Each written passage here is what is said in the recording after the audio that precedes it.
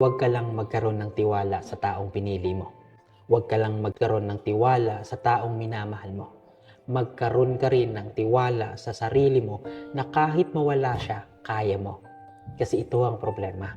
Madalas lahat ng tiwala natin nasa kanila. Pero hindi natin naiisip paano kung mawawala sila. Kaya ko ba?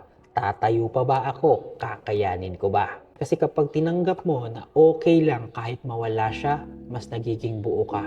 Kasi sa totoo lang, kapag nagmahal ka, laging may risk. Pwede kang manalo, pwede kang matalo, pwede kang sumaya, pwede ka ring masaktan. Because love will always come with two sides. The joy of being loved and the possibility of pain.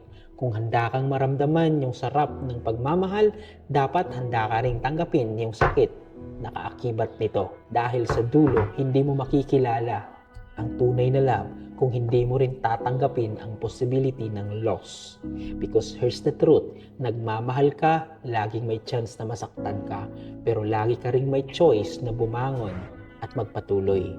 Kaya kapag tinanong mo, Sir, paano ba ako makaka-move on sa taong minahal ko ng sobra pero niloko ko?